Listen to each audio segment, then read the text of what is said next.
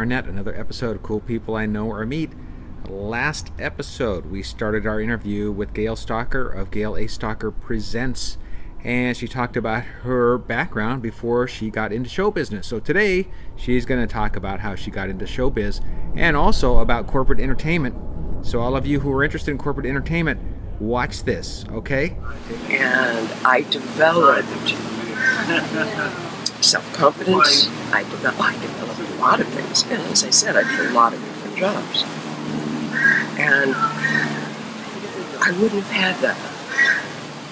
I would have missed a great deal by not having that experience. Well, I mean, what a great way to look at life. That not to have any regrets, but hey, that was a good thing, and it was worth my while, and it made you who you are. Yes, indeed. And I just started mentoring somebody, and I had to fill out a questionnaire, and they asked me, "Have you mentored before?" And I said, "I mentor as I breathe," because I've done it so many times with so many people. It's just a part of almost everything I do. Okay, so how I know you, Gail, is when I moved to LA 20 years ago or so, there was a name of people, like, if you could get Gail Stalker, you were on the short list she handles comics. If she'll take you on, it's a good thing. Well, okay, it's basically my first show business job. And what I do have is a very strong work ethic and good taste and great talent. So if I pick somebody, they had those things going to them. And let me tell you what fun it was. It was the start of the new comedy generation and comedy clubs. And here's one of the proudest things in my life. And when was that? That was in the 80s, right? Yeah. Here's one of the... Okay, I can't hear. Let's hear it. I speak comic.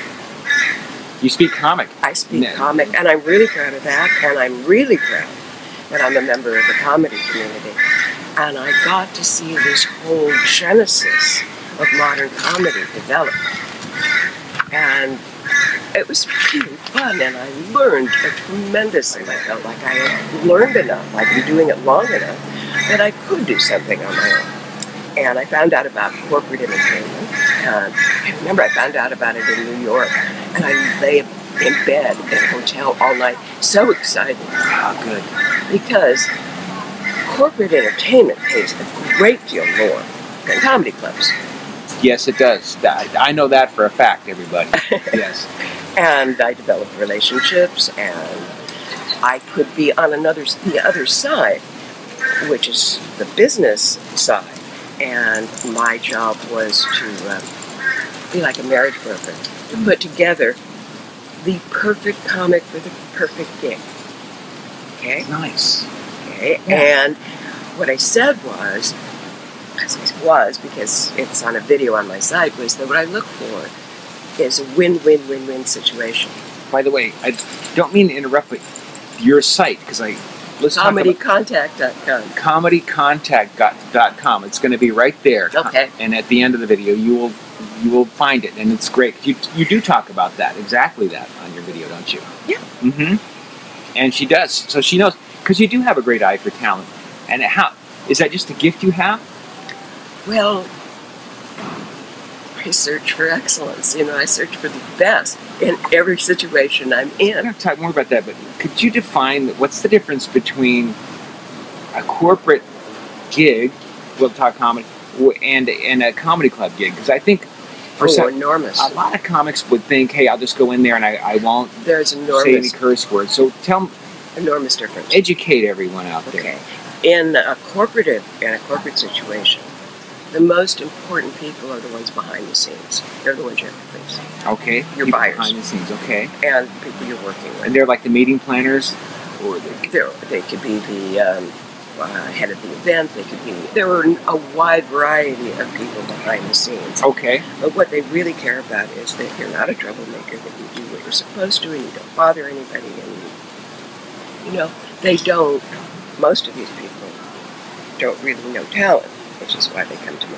There are some that do, but they are few. Well, I try to set up an event So it will be a success for everybody involved. And that's people backstage, but it's also the comic. I really want the comic to be happy. And I also want the audience to be happy. And, when I'm paid, I'm happy. And I just want everybody to have an enjoyable experience. And one of the things that helps is, of course, is working with professionals. Working with people who have a strong work ethic and are committed to doing the job. Why do you suppose corporate entertainment pays so much more than working at a comedy club? Well, there are different rules and parameters. A comedy club is a group of strangers, right? Yeah. A corporate event, everybody there is there for a reason. They're all united by a common denominator. Maybe they all work for the same place. Maybe they're there on a trick or reward, but there's something that underlies their connectedness. And the most important thing is not that you kill. The most important thing is that you don't offend anybody. Okay, let's repeat that. The most important thing is not that you killed, it's that you didn't offend anybody. That is so true, Gail. I know comics that have killed, and then one person doesn't matter. Really offended, and because then in a business setting, that you don't know who that one person is, and that one person complaining could have repercussions that cost. Exactly. So that's really important. And somebody there will sometime encourage a comic to go step further, 2 steps than they should. So true. Don't do it. Yes, they do encourage that, and I 100% get that. Yeah. And they get kind of bummed out, like, oh man, come on. You have to remember who you're working for. And I do think that when you are being paid to do a job, it is your job to do it to the best of your ability. Yeah, and particularly on a corporate gig, if you do something completely out of line, all the people with their cell phone cameras and stuff, they could have it up there. You're out of context. You make their company look bad. It's bad news. Yeah, and here's the other thing: you never get another gig. That's really bad news. Yeah. Yeah. Then you end up having to go to a typing pool or something, huh? I always tell comics that I want them to be adopted.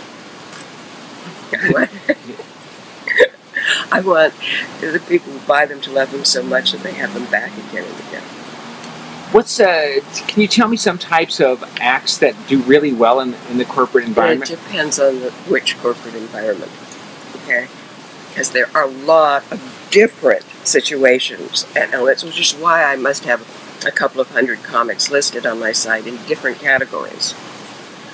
Let me just say, for example, you might want to have an LBGT comic in a different situation than a financial situation, for example.